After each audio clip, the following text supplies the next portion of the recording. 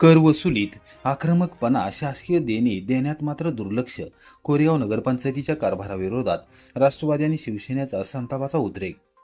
Smart सिटीचे स्वप्न दाखवणाऱ्या कोरेगाव नगरपंचायतीच्या अनागोंदी आणि निष्क्रिय कारभाराचा फटका आता थेट नागरिकांना बसू लागला असून ऐन उन्हाळ्यात शहर अंधारात बुडाले आहे आणि पाणी टंचाईचे गंभीर संकट उभे ठाकले आहे. जलसंपदा विभाग आणि महावितरण कंपनीच्या वाढत्या थकबाकीमुळे दोन्ही विभागांनी कठोर कारवाई करत नगरपंचायतीला चांगलाच दणका दिला आहे.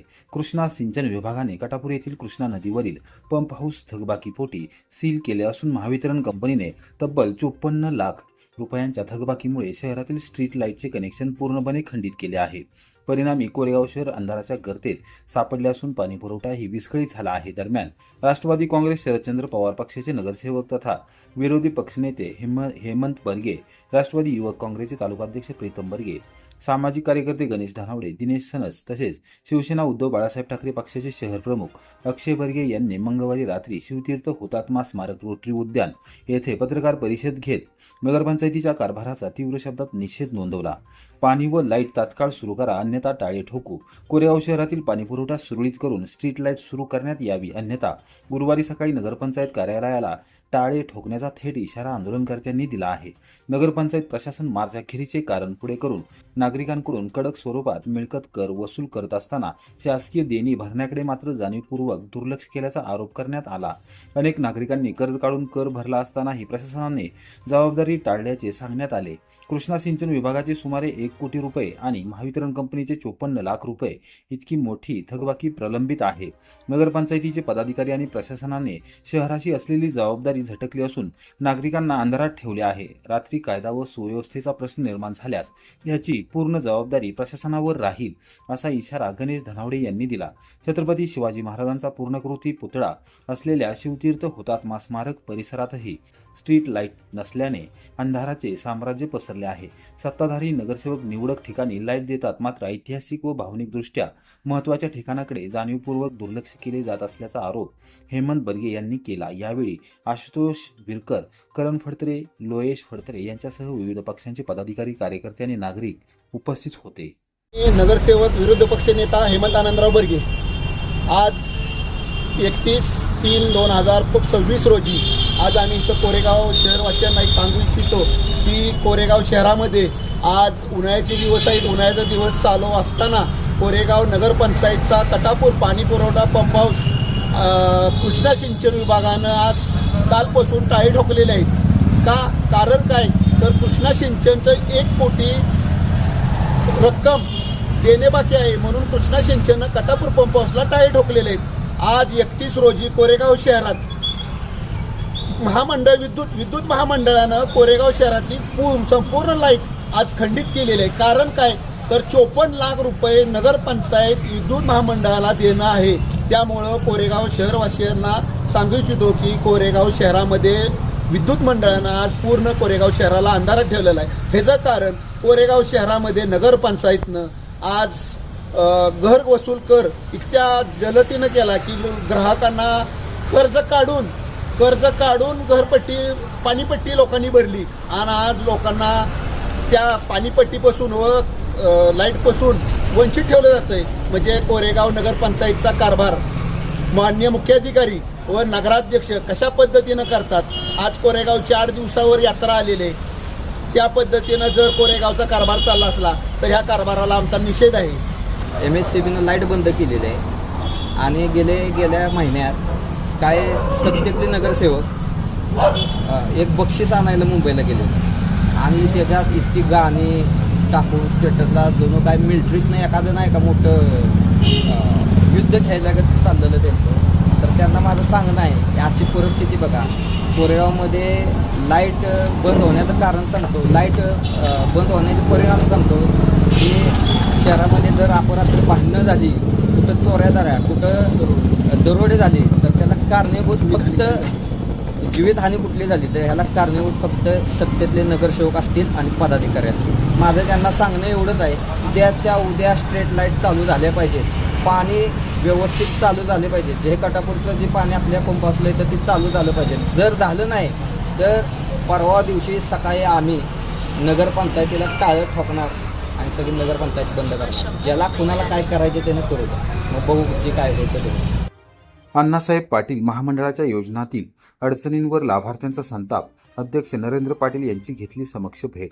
अण्णासाहेब पाटील आर्थिक मागास विकास महामंडळाच्या विविध योजनांमधील अडचणी आणि समस्यांबाबत सातारा व सांगली जिल्ह्यातील लाभार्थ्यांशी संवाद साधून अध्यक्ष नरेंद्र पाटील यांनी त्यांच्या समस्या जाणून घेतल्या. या संवादानंतर संबंधित विषयावर सविस्तर आढावा बैठक घेण्यात आली असून लाभार्थ्याच्या प्रलंबित प्रश्नांवर फेसबुक लाईव्हद्वारे स्पष्ट भूमिका मांडण्यात आली. सातारा जिल्ह्यातील बैठकीत लाभार्थ्यांच्या लेटर ऑफ इंटेंट, व्याज परतावा आणि इतर प्रशासकीय अडचणींबाबत चर्चा करण्यात आली. अनेक लाभार्थ्यांनी योजना मंजुरीतील विलंब, कागदपत्रांची अडचण आणि प्रक्रियेमधील गुंतागुंत याकडे लक्ष वेधले. दरम्यान सांगली जिल्ह्यातील लाभार्थ्यांनी अधिक तीव्र नाराजी व्यक्त केली. उत्पन्न मर्यादेमुळे प्रकरणे नाकारली जाणे, व्याज परतावा उशिरा मिळणे, वाहन कर्जासाठी जिल्हानिहाय टार्गेट ठरवून त्यानंतर आलेली प्रकरणे रिजेक्ट करणे अशा विविध समस्या लाभार्थ्यांनी मांडल्या. यामुळे अनेक पात्र लाभार्थी योजनांपासून वंचित राहत असल्याचे त्यांनी सांगितले. या सर्व समस्यांबाबत संबंधितांनी दिनांक 13 ऑक्टोबर 2025 पासून व्यवस्थापकीय संचालकाकडे वारंवार पत्रव्यवहार करूनही अपेक्षित तोडगा निघत नसल्याची खंत व्यक्त केली. प्रशासनाकडून एकतर्फी व लाभार्थी हितविरोधी निर्णय घेतले जात असल्याचा आरोपही यावेळी करण्यात आला असल्याचे नरेंद्र पाटील यांनी निदर्शनास आणून दिले. मराठा समाजाच्या आंदोलनातून मिळालेल्या या महामंडळाचे अस्तित्व टिकवण्यासाठीच आता पुन्हा आंदोलनाचा मार्ग स्वीकारावा लागू शकतो असा इशाराही यावेळी देण्यात आला. लाभार्थ्यांच्या समस्या तातडीने सोडवाव्यात, अन्यथा तीव्र आंदोलन छेडले जाईल अशी भूमिका व्यक्त करण्यात आली.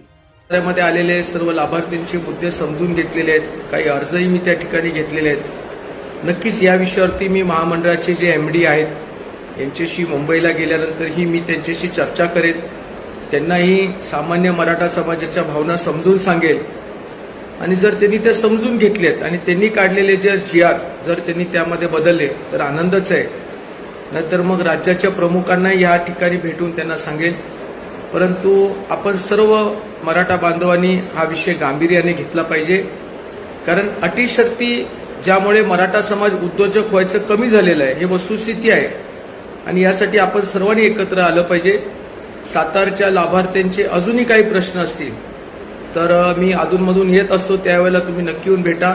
महामंडळ खूप मेहनतीने आपण मोठं केलेलं आहे, महाराष्ट्रात दौरे केलेले आहेत आणि काही अशा निर्णयामुळे आपण काय बघायची भूमिका घेणार नाही. जर एखादा चुकला असेल तर ती चूक सुधारू शकतो, नाहीतर पुढं काय करायचं ते बघूया. परत एकदा मी सर्व अण्णासाहेब पाटील आर्थिक विकास महामंडळाच्या लाभार्थ्यांचं अभिनंदन करतो, ज्यांनी व्यवस्थित कर्ज घेतलेलं आहे, कर्ज फेडलेलं आहे. परंतु ज्यांच्या अडचणी आहेत त्या अडचणीला आपण त्या ठिकाणी मार्ग काढूया आणि त्यांना न्याय मिळवून देऊया, एवढीच विनंती करतो. जय हिंद, जय मराठा. कुमटे येथे प्रो कबड्डी लीग 2026चे आयोजन.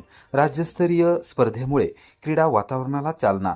श्री ज्योतिर्लिंग यात्रेच्या पार्श्वभूमीवर कुमटे तालुका कोरेगाव येथे क्रीडा प्रेमींसाठी उत्साहवर्धक अशी राज्यस्तरीय कबड्डी स्पर्धा आयोजित करण्यात आली आहे. सामाजिक कार्यात अग्रेसर असलेल्या माऊली प्रतिष्ठान आणि चांगभले स्पोर्ट्स फाउंडेशन यांच्या संयुक्त विद्यमाने बुधवार दिनांक 1 एप्रिल रोजी दुपारी 4 वाजता तिळगंगा नदीपात्र मैदानावर कुमठे प्रो कबड्डी लीग 2026 ही खुल्या गटाची स्पर्धा रंगणार आहे. या स्पर्धेबाबतची माहिती संस्थेचे अध्यक्ष राम जगदाळे यांनी दिली. ग्रामीण भागातील खेळाडूंना व्यासपीठ मिळावे आणि कबड्डी या पारंपरिक खेळाला प्रोत्साहन मिळावे या उद्देशाने या स्पर्धेचे आयोजन करण्यात आले आहे. राज्यभरातील विविध भागातून संघ सहभागी होणार असल्याने स्पर्धा चुरशीची होण्याची शक्यता आहे. यामुळे परिसरात आधीपासूनच क्रीडा वातावरण निर्माण झाले असून युवकांमध्ये उत्साहाचे वातावरण पाहायला मिळत आहे. स्पर्धेसाठी आकर्षक बक्षिसांचीही घोषणा करण्यात आली आहे. प्रथम क्रमांकासाठी 21,111 रुपये, द्वितीय क्रमांकासाठी 15,555 रुपये, तृतीय क्रमांकासाठी 9,999 रुपये आणि चतुर्थ क्रमांकासाठी 5,555 रुपये अशी पारितोषिके देण्यात येणार आहे. याशिवाय बेस्ट डिफेंडर आणि बेस्ट रायडर या विशेष पुरस्कारांसाठी प्रत्येकी 2,111 रुपये देऊन खेळाडूंचा सन्मान करण्यात येणार आहे. स्पर्धेचे नियम स्पष्ट करताना आयोजकांनी सांगितले की पंचांचा निर्णय अंतिम राहणार असून खेळादरम्यान कोणत्याही खेळाडूस दुखापत झाल्यास त्याची जबाबदारी संबंधित खेळाडूचीच राहील. या स्पर्धेसाठी नाममात्र 1,000 रुपये प्रवेश फी निश्चित करण्यात आली आहे.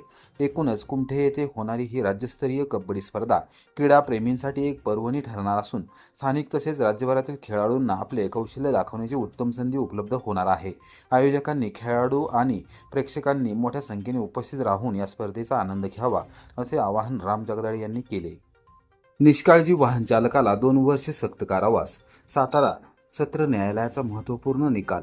निष्काळजीपणे वाहन चालवून अपघात घडवून एका तरुणाच्या मृत्यूस कारणीभूत ठरलेल्या आरोपीस सातारा येथील जिल्हा व सत्र न्यायालयाने 2 वर्षे सक्त कारावास व 2,000 रुपये दंडाची शिक्षा सुनावली आहे. ही घटना दिनांक 22 जुलै 2018 रोजी रात्री सुमारे 8:30 वाजण्याच्या सुमारास घडली होती. याबाबत मिळालेल्या माहितीनुसार आरोपी मुकंदर दिलावर शेख वय 30 राहणार जिहे तालुका सातारा याने सातारा रहिमतपूर रस्त्यावर सायगाव धामनेर हद्दीतील कॅनलच्या पुलावर भरधाव वेगाने मारुती व्हॅन चालवताना समोरून येणाऱ्या मोटारसायकलला जोरदार धडक दिली. या अपघातात मोटारसायकलवरील धनराज जठार व हर्षल तांदळे हे गंभीर जखमी झाले, तर कृष्णात रामचंद्र भोसले वय 24 राहणार बोरगाव तालुका कोरेगाव यांचा मृत्यू झाला. या प्रकरणी रहिमतपूर पोलीस ठाण्यात गुन्हा दाखल करण्यात आला होता. तपास पूर्ण करून तत्कालीन सहाय्यक पोलीस उपनिरीक्षक PS डोंबाळे यांनी न्यायालयात दोषारोपपत्र सादर केले. सदर खटला प्रमुख जिल्हा व सत्र न्यायाधीश अरविंद शंकर वाघमारे यांच्या न्यायालयात चालला.